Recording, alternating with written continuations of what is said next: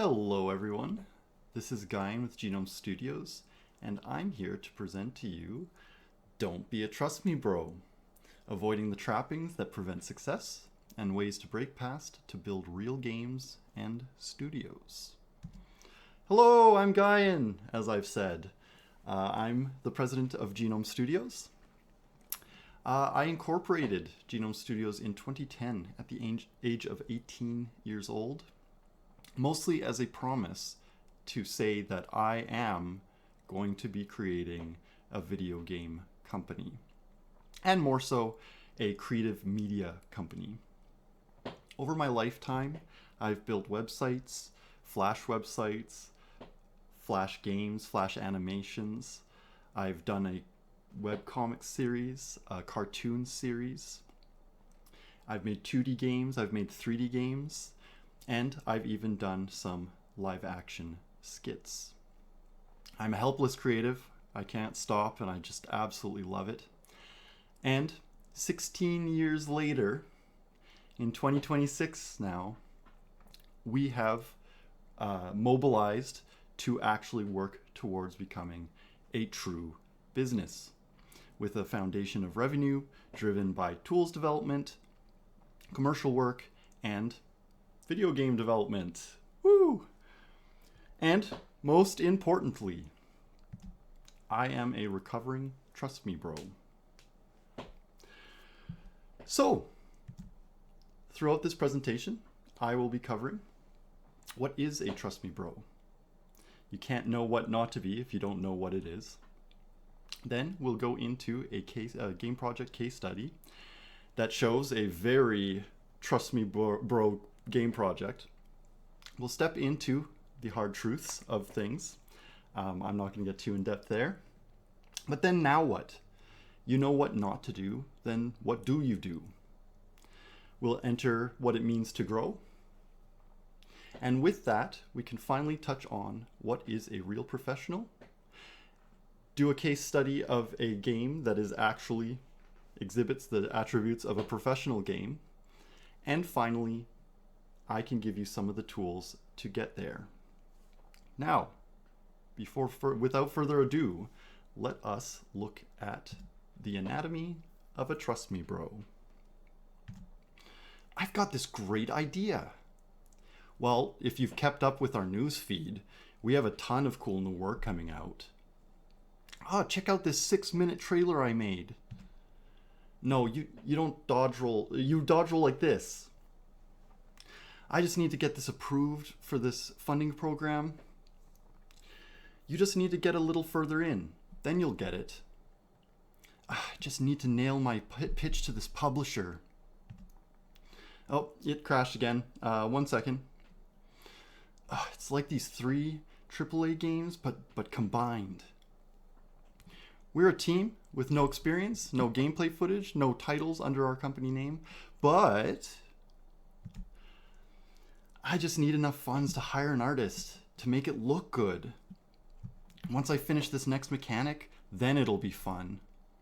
It'll be 3 years to make it, maybe 5, to make it perfect. I'm sure every single one of us here has probably thought, believed, or seen someone who's thought or believed at least one of these. Very, very likely more. But now we know what a Trust Me Bro is. Let's look and be very critical of a game that exhibits so much Trust Me Bro energy. Awakened Guardian by Genome Studios. Awakened Guardian is Gaian's magnum opus. It's a rogue-style survival soft souls with deep world simulation over an in-game world time. It's got permadeath with a unique survival and ancestry mechanic. And it's a solo project. And in fact, it's my first 3D game project altogether. I started it in 2018 as a study, and it is still unfinished in 2026. I really love it. It's a really cool game. I did so many cool things into it. It's meant to be this massive, rich world where objects and items and pretty well everything has a lot of deep properties that allow interaction and unique interactions between them. You know, you can light things on fire, light an explosive and have it, or burn an explosive and have it explode, freeze things. In this footage here, I eventually show how you can throw a rope around a hook to essentially make a climbing point, an access point to a place. But you can also take something sharp like an axe and throw it at that joint where you can then cut down the rope, or for example find a rope somewhere and cut it down so you now have a rope to bring somewhere else. And so, you know, these various properties, being able to smash through a wall, well, the more common combat, slashing, piercing, cutting, and all the various things between, are supposed to make like a really rich game experience. Yeah, look at that. Chop it down, grab your axe, grab this newfound rope, good to go. But what makes Awakened Guardian a Trust Me Bro project? Well, there's tons of progress videos, but no actual gameplay, either recorded or actually. It only became stable in 2025 after a 2-year professional job and 7 years from starting the project initially. One of the most blocking pieces of this production was a lack of animation. You know, it's a rich, complicated, deep world, and you should have a character that can properly do all these things, interact with all these things, and behave in the ways that you want. But I just didn't have the animation to do it. You know, no crouching, no crouch walking, any of that stuff. And so everything was a half measure and only just, you know, kind of sort of proving out the idea. I had tons of mechanics, so many cool ones, many very realized and even evolved since I first created them, but no playable world to actually put them in and, you know, make a gameplay experience through. I had poor combat, you know, lack of animation definitely makes combat not great, and no enemies, because where's the art for that? I got one, and in fact this is my most advanced character AI I've made so far. I had plans for a very complex and interesting narrative, a vast explorable world and all these things, and it was all completely unrealized. And then I thought, well, how about I apply for prototyping through the Canada Media Fund? Well, I got rejected.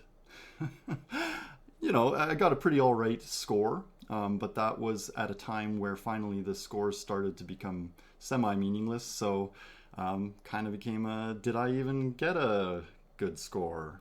And I'm going to say probably not. So let's look at my competition. Dark Souls 3, 300-person team, a 3-year development, $20 million budget with a $5 million marketing budget. Last of Us 2, 200-person team with 2,000 auxiliary team members, 6-year development, $220 million budget. Darkest Dungeon 2, an indie triumph, 25-person team, a 5-year development, $5 to $10 million budget. I'm sure you're starting to pick up what I'm putting down. Zelda, Breath of the Wild, a 300-person team, a 5-year development, $120 million budget with a $40 million marketing budget. Some real heavy hitters. And you know what? Trust me, bro. I can do it. This game idea is incredible. There's no way it doesn't succeed.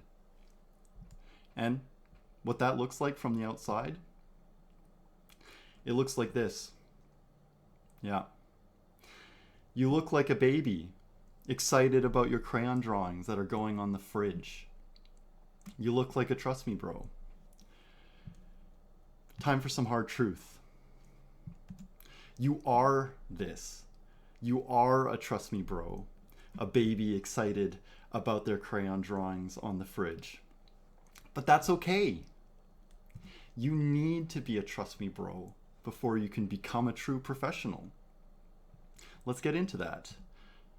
I'm sure you've all seen this. This is the Dunning-Kruger curve. It describes that people who know nothing have the most overinflated confidence of their experience on the matter. And as you grow to learn and actually grow your expertise in the field that you're so confident in, you fall into a valley of despair where you realize you don't know anything and all your assumptions before were wrong. And only through that you can start to grow. But this actually isn't the data described by Dunning-Kruger effect. This is. What this is describing is that when someone starts developing their knowledge and experience around something, their ignorance causes overestimated self-knowledge compared to their actual knowledge. But they found, as you slide along that line of expertise, your actual knowledge grows at a faster rate than your self-estimated knowledge. And eventually, there's a tipping point where finally your actual knowledge has grown faster and overcomes your self-estimated knowledge, and you become someone who actually underestimates the true gravity and breadth of their experience. But what no one actually says about this, an unspoken truth about this particular thing, is that there's a necessary path of growth here. The only way that you can go through the Dunning-Kruger effect and have overestimation and build through it and become humble on the other side is to actually build your expertise through novice, intermediate, advanced, expert, master, and beyond. You actually have to go through the chart to actually get from one end of this curve to the other. And so, this curve is actually more how it feels. And so we find ourselves here on the curve. We're not ignorant to the realities. We've gone to school for it. We've made cool projects. We've studied about it. We've done tutorials and tried making experiments. So, we're not quite so ignorant. We're ready to go.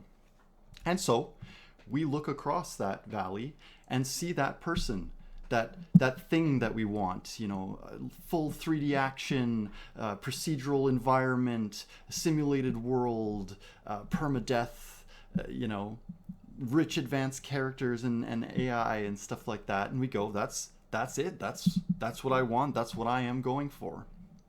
But this is still just how it feels.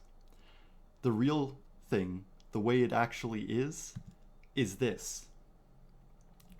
Just a little bit ahead beyond your expertise, just a little bit further beyond your scope, the whole curve and everything about it falls into obscurity, masked by the fog of war. And so while you do see across that way and see that thing that you want and can't stop to get, well, a trust me bro is someone that holds the expectation that they'll be there, that's what they're going to get, and that's what's there. And it's completely misaligned with the actual trajectory of reality.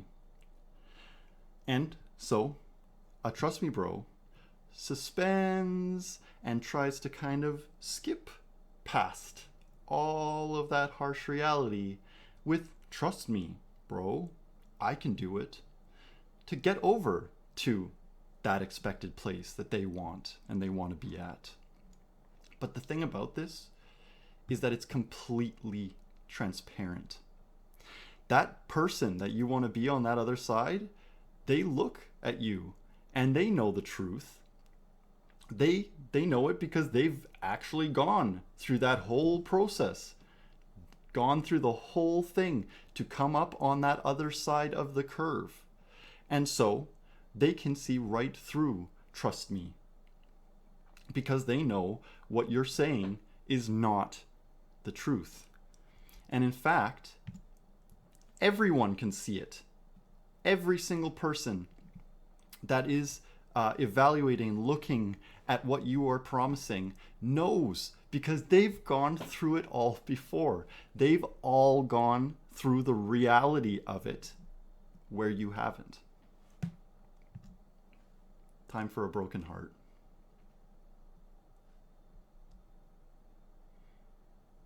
But let's get real. This is really good. It's so good that you're a baby excited about your crayon drawings, that you want them on the fridge, that you're so proud and you want to share about it, because it actually means that it's something that you value. It's something that you want to do and do more of. It's something that you see you've improved in enough to be excited to share. And by looking at this and appreciating that this is still valuable, but it is a baby drawing crayon drawings, we can look at Awakened Guardian again. Awakened Guardian was not a failure. It gave me 4 years of continuous training in the things and the fields that I wanted to pursue and know. It gave me so much portfolio material. I had playable things that you could download and play. And that got me a job. You know, a real deal professional job, getting full-blown work experience out in the boots on the ground. And then after that job, it gave me another year of studying and refining and fixing all of my past mistakes and delving into some of the most complex things I've ever touched on. And I couldn't have without it. But now as we look at this, as we look at our crayon drawings, we can then instead try to align our expectations with reality. Okay, my expectations are aligned with reality, Gaian. Now what? Well, you could look across that way and see that thing, that person, and set that as your target. And you can then, now more aligned with the reality of things, set off to become that professional. Okay, I'll become the professional, Gaian. How do I do that? Well, how you do that. This is no longer about video games. It's about your growth. And there's a model for that. This is not called the sigmoid curve. A sigmoid curve is these curves and their relationships to each other. This particular one is describing learning and growth and, you know, your advancement through expertise and stuff. And, you know, it describes that there's an optimum point to break off of one curve and enter the other. That as you break off into that curve, you know, you feel doubt and worry that, you know, you're declining, things are not working. But then, you know, you shoot up the other end and now you're, you know, careening up the next curve. Or that you sustain that curve and unfortunately start to decline or even miss opportunities. But it doesn't look like this. It looks more like this. Who knows what these curves are? Who knows what's going on here, where we are on it? And then over at the periphery of our compass screen, we see our target off in some unknown distance with a blue background on the chart instead of white and a yellow line. And where is that? What is all that? And the thing is, it's actually more like this. You're here, going up the curve.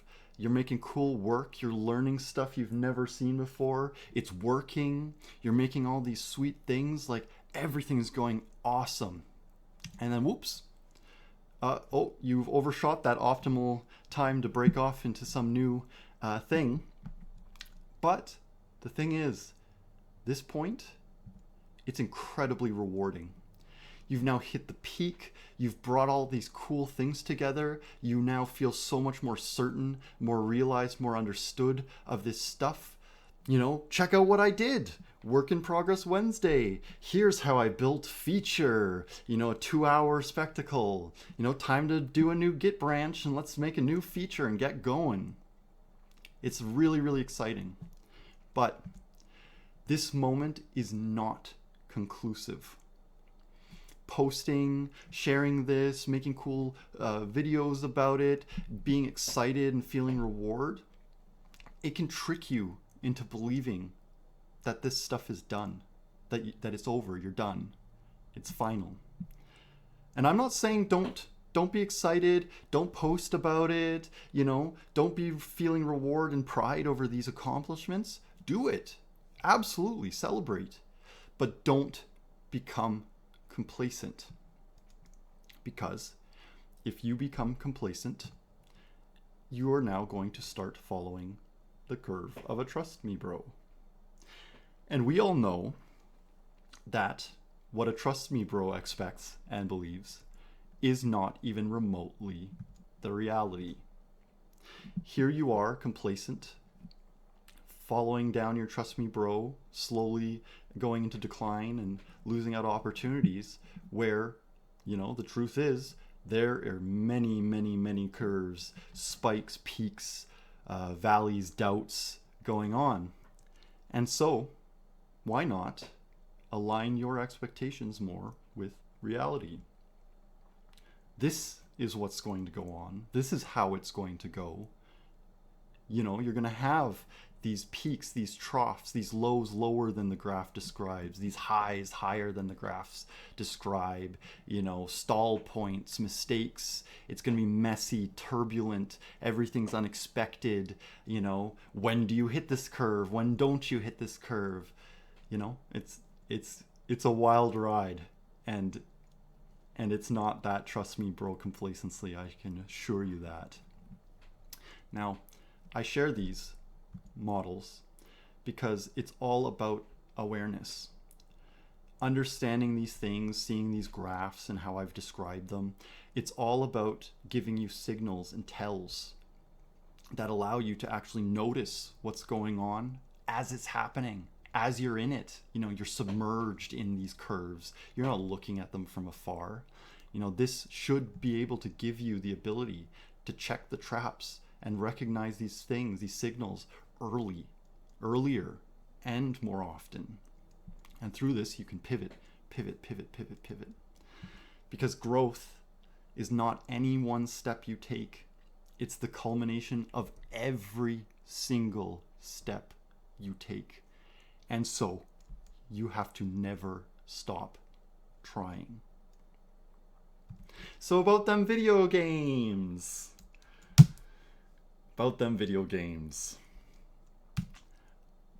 If we don't know what that professional is, what that expert is, then we really have no ability to set a course, plot out a path, and start beginning to work our way through it. So we finally find ourselves at understanding the anatomy of a professional. 3 jams, 1 side project on itch. Finished drafting my portfolio. How can I improve it, everyone? Oh, I've kept up with my marketing schedule for like a whole year. Did you know you can use this crazy technique to accomplish X? I can't get enough of these amazing articles. Oh, I had this idea, so I mocked it out over the weekend. It looks pretty good. I don't have a lot of time or energy to work on this, but I try to take Tuesday nights for it. I don't know about that, but I can find out and get back to you tomorrow. I contribute to a few open source projects.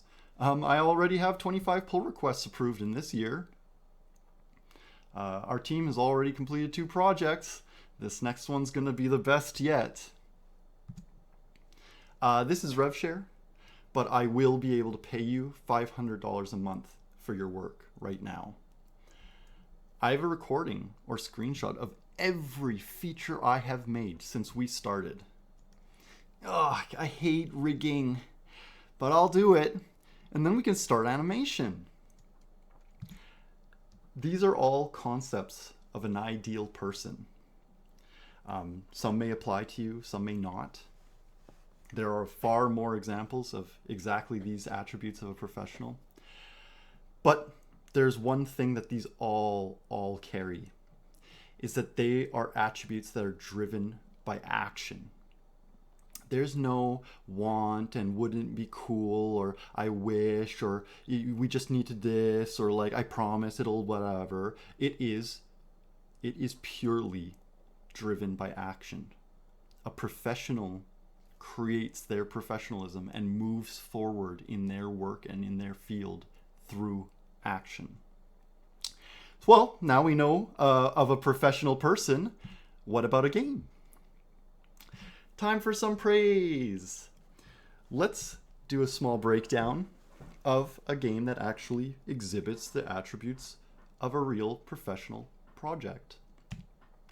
Del Lago Layover. If you've ever talked to me in length, I have more than likely brought up Del Lago Layover.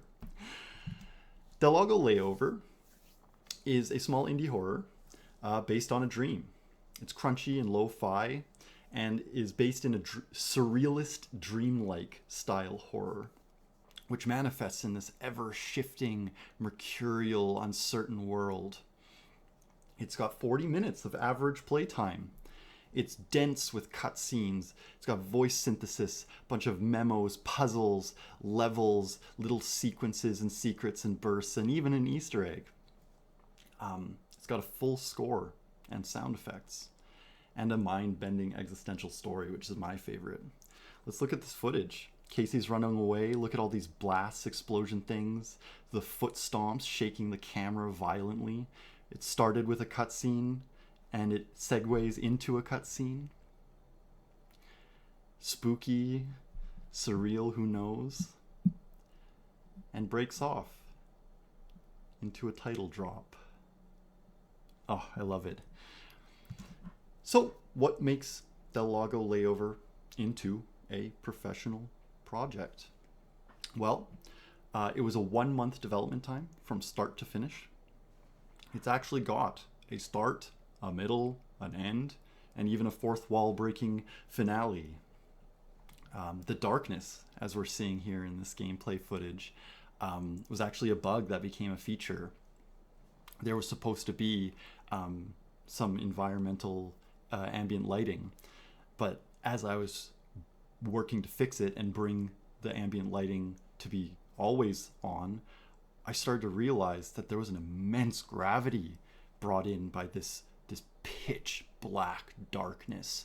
And so in fact, I undid those fixes and actually built in the functionality to ensure that this level would start pitch black. This tech for this project was built from a port of the Awakened Guardian technology, stripped it down and made it simpler, and, well, allowed me to create this game very, very quickly, which further shows that Awakened Guardian was not a failure. It just wasn't what I thought it was. And this project has smoke and mirrors for everything. You tilt the camera in some way, you're popping things in and out, a character's like 6 different instances of the same character just being chained together by disabling it and re-enabling it, and cutscenes, everything just vanishes behind the periphery of the camera. A real project at the end of the day ends up having that kind of messy spaghetti mess that is required to make the game all the way through to the end. It's ugly, but the smoke and mirrors just gloss over and fade it through, and they mean everything at the end. And the scope actually met the scale and requirements of a 1-month development time. The entire environment is kit bashed from assets that I bought. I drew all the characters with a mouse in 1 day. I was using as many Unity tools, purchased assets, even my Awakened Guardian tech, as possible to enable the project to start at a far more realized stage. And the reality of it is that every little bit of something that you don't have to create from scratch means that you're reaping the benefits of something that had time put into it that you yourself did not have to invest into creating it.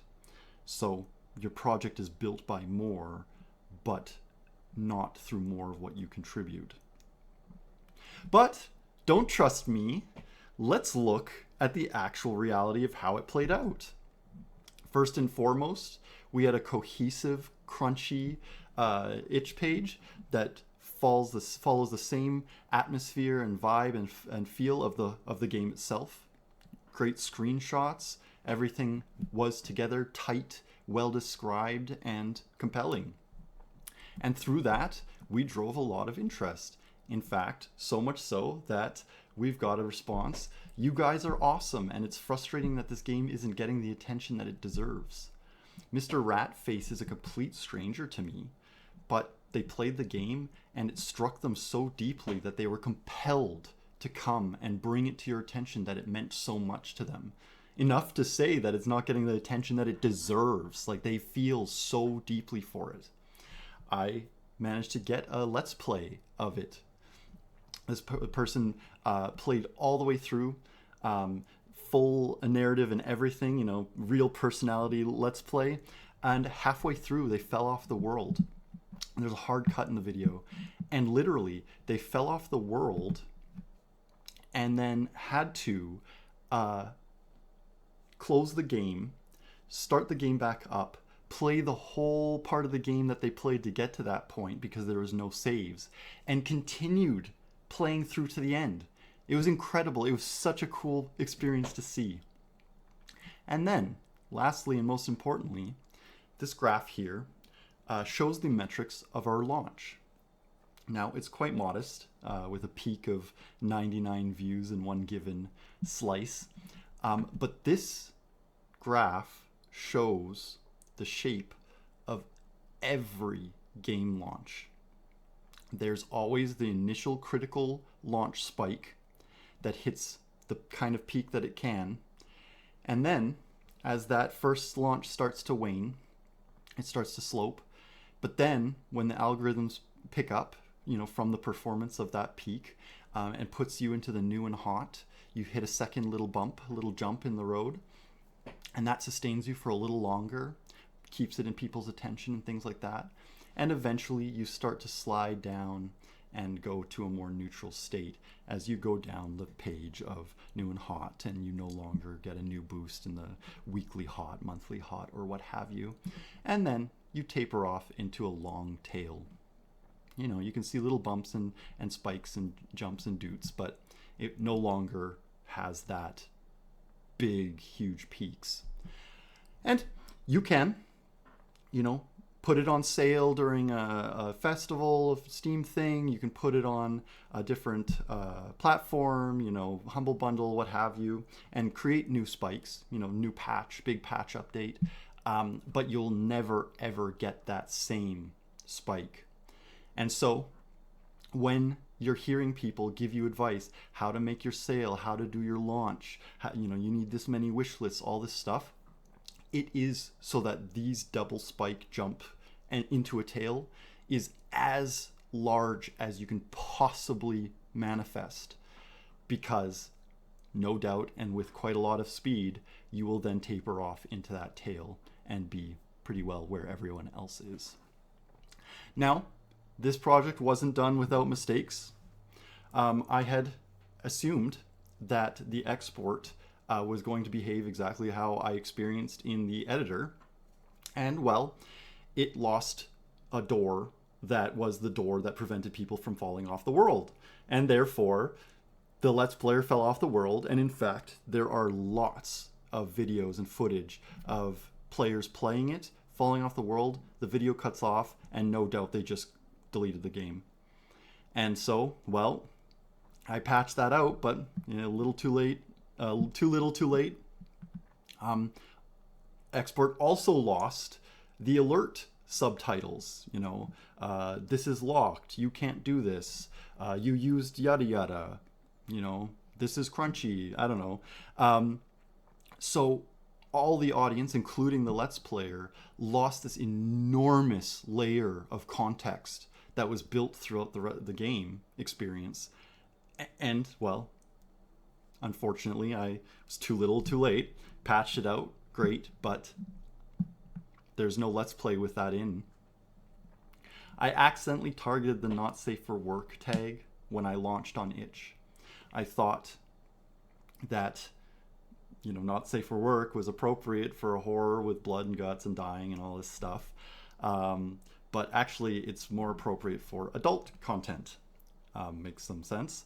And so it could very well have been that I could have reached a far larger spike scale of release if I had put it in the right channels. Of course, to the contrary, it might be that this one little horror game stood out compared to all of these adult games and was this small singular thing that had no competition. Maybe this was my greatest peak, but I can't be certain one way or another. And lastly, I didn't know that the Unity version we were using at the time would only target monitor 1 by default. There are people who have multiple monitors, and in fact, they have a primary monitor that is monitor 2 or monitor 3. Well, I only found out about this months later, patched it out for sure, but that must mean that there was an enormous number of potential audience members that launch the game. It loads up on their tall vertical screen. They can't get it to change. They don't know what's going on. Delete the game, uninstall, toss it out. I guess this isn't it. It's broken. So, really good. Learn some important lessons. But this was actually a real project. Well, now we know what a professional is and what a professional project looks like. So let's get into some perspectives and models you can use to fill your tool belt. Now, before we start, I want you to be honest and be critical. If you can't be honest, if you can't be critical, then you won't be able to use these tools to any effect. Because if you're closed off, if you're seized up, it will mean nothing.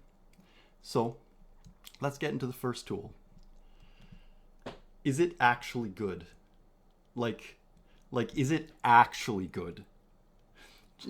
Just look into the rest of your life, as a consumer, as a person, as a gamer, as a person who likes movies or shows. You got to be honest. Tell me.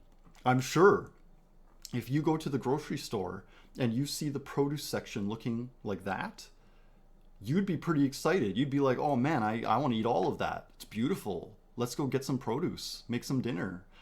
Well, what if to the contrary? It's all in disarray, stuff is mixed together, half the stuff is rotting. You'd probably just turn away and go, I don't want any of that. Like, even if I could find some good stuff, it's not worth my time. Maybe next time. Look at the doctor's office. Think about how long it takes you to get pissed off with the doctor's wait. Or like the state of the office itself. Is it smoked stained 60s thing, beige drab walls and ugly cupboards and flooring. Everything, all the plastic is yellowed because it's old. Well, what about the contrary? A clean, freshly designed place, nice new cupboards. It makes a very distinct difference. Look at your favorite games of all time. Like, think about everything about it. The color, the look, the atmosphere, the gameplay, the progression, the characters, the music soundtrack, the mechanics, the development of the tutorial, all of it. There's a reason they're your favorite games of all time. There's a reason they are timeless experiences, because they are spectacular. Everything they are is so astronomically incredible. It's undeniable.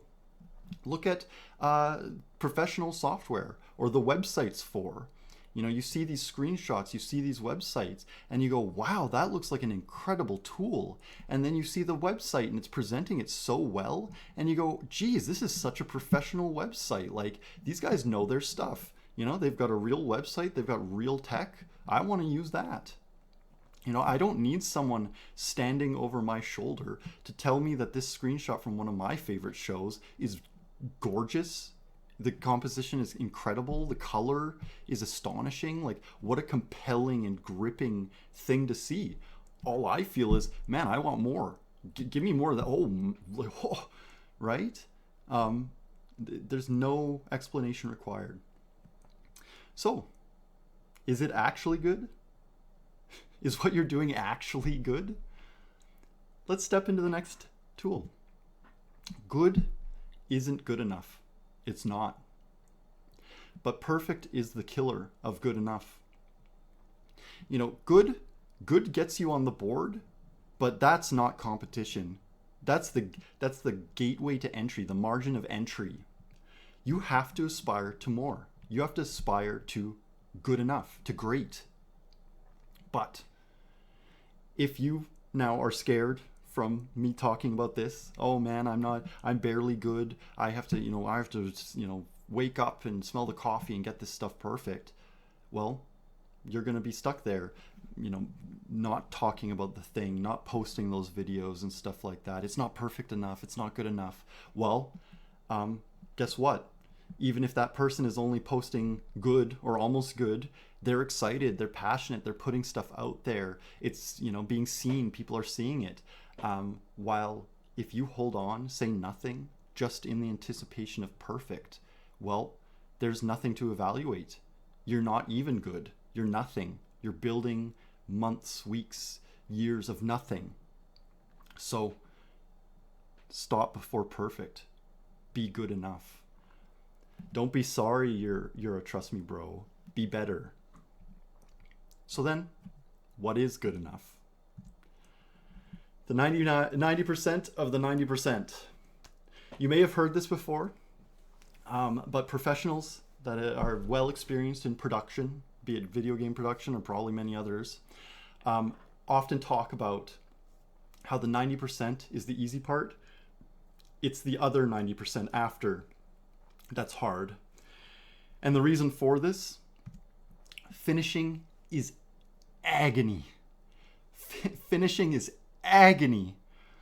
You're making your game project, it's coming along, you start having story, you have cutscenes, sound and music is happening, you've got an option screen, things are coming together. This is getting really good. Like, this is super cool. We're doing it. You are. And it is really good that you've gotten this far. But you haven't even begun to go into the next curve, because that part is what makes it finished. And the thing is, the difference, the distance between that window, it sucks. It sucks. Where the original, you're making these huge strides, things are coming together, it's awesome. You're now nitpicking the most menial little nothings. You change this thing for the better, and now all this other stuff looks terrible. Oh, did we realize that we have to do this? Oh no, now you have this whole thing that's boring and dry that you didn't realize in the beginning that you had to do, and now you have to do it from scratch. It sucks. And the thing about it is that there is an enormous number of people. Let's even say there's a 90% number of people that stop at really good, getting really good, because they can't tolerate the discomfort, the frustration, the dry, menial part of finishing that final 90%. And so entering this window, getting into finishing, that sets people apart by a significant measure. And so we now go into pivoting. Pivoting and alignment. I've already been saying pivot before. Well, what pivoting is that you set off to make a game. And you believe that it should go this way. And so there you go. You begin going along this path, this plan, this design. And, well, the truth of it is you keep going and it starts to get strange. I don't know, there's something wrong. I don't know what to say. And, well, ideally what happens is that then you break off from that route, that plan, and you recalibrate and you start setting off on a new direction that you think is far better than where you were at. And through pivoting, we start to try to align with that true trajectory. And that reality is the actual final game that gets made.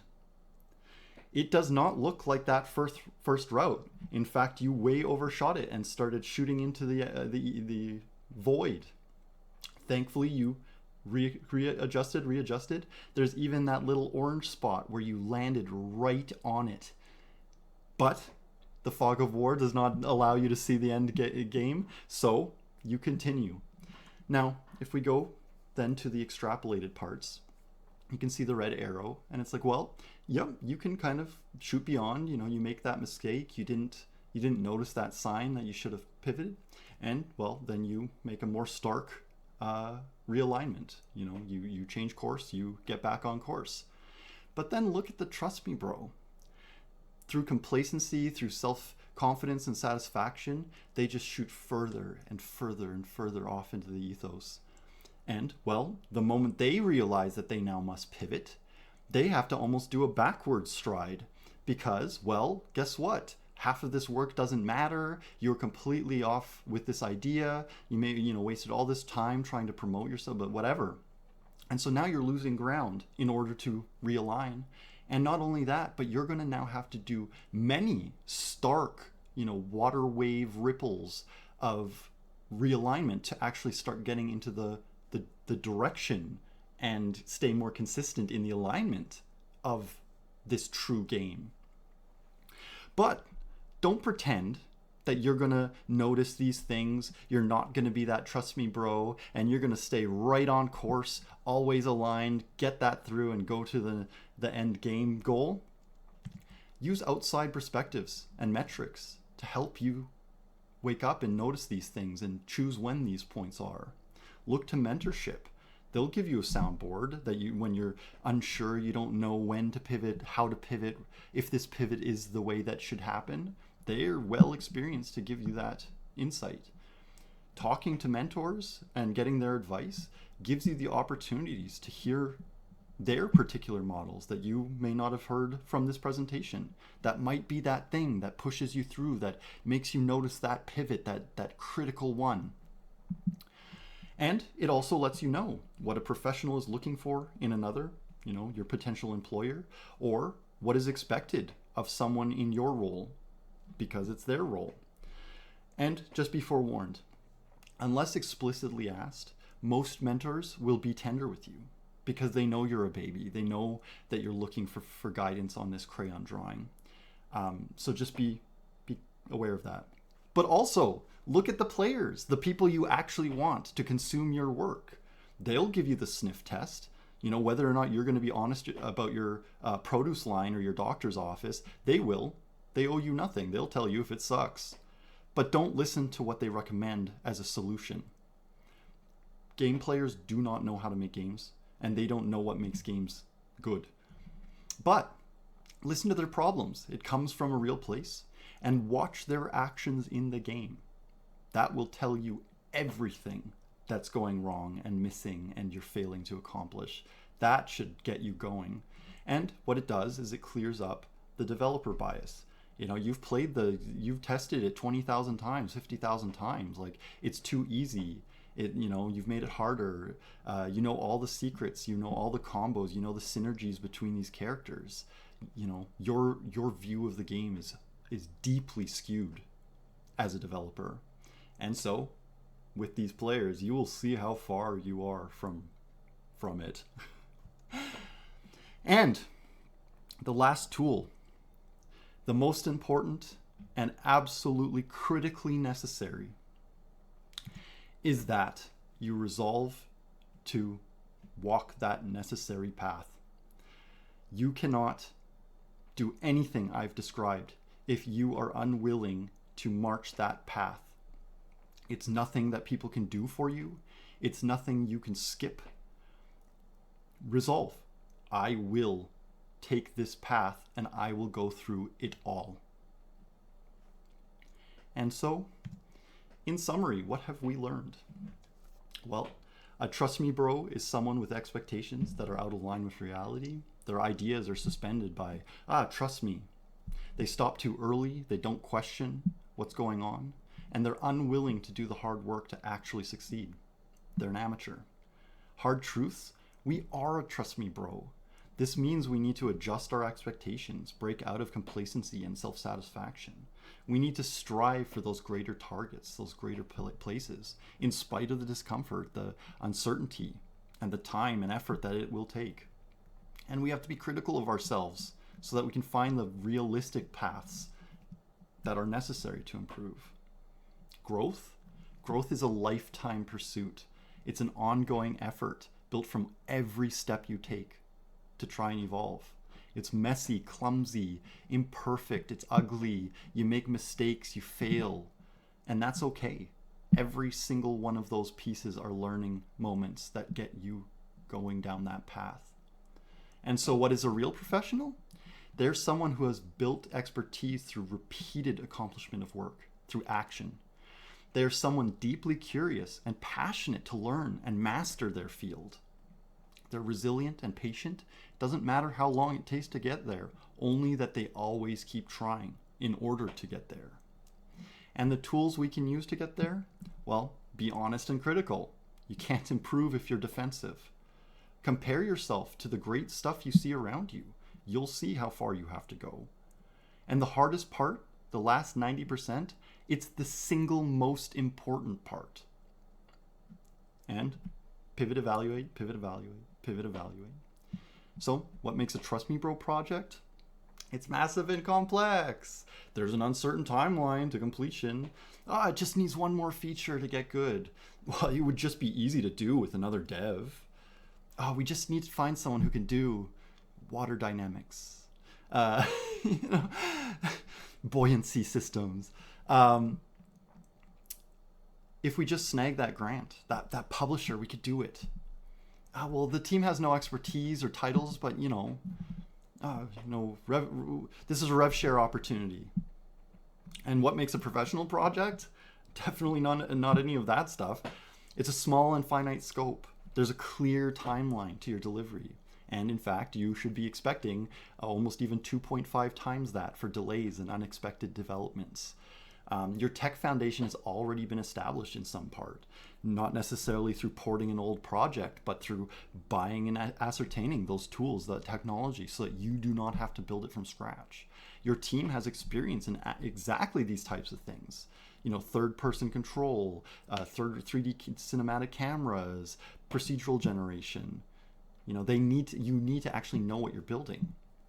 Your team has experience working together. You have some sort of rapport with the people. It doesn't necessarily have to be a company and through a serious project. It can be jams. It can be, hey, could you do this for me? Or like, oh, can you give me some feedback? Developing that relationship allows you to understand how someone works, what they do, and really the quality that they can actually reach. That 90% of 90% is being tackled throughout your project already. And so the quality itself is gripping. It's far better than good. It's something that actually, you put it out there, people go, what the hell is this? Oh, give it to me, right? And so the pivots that you choose to take change the project for the better. It may fundamentally change the entire project's direction, but that's probably good because these pivots are taking you towards the real project. And with that, thanks for listening. I hope you had as fun watching as I had making this. If you want to know more about Genome Studios or look at our projects, you can hit up our website or subscribe to our Month in Review newsletter, where we cover a deep dive into everything that goes on during the months. Or if you want to keep track of all the little things going on throughout the month, you can hit up our Discord server and watch our news channel, because I post so many little progress things. And that QR code there has links to everything going on, including this presentation itself. So by all means, check it out. Thanks for watching. Bye.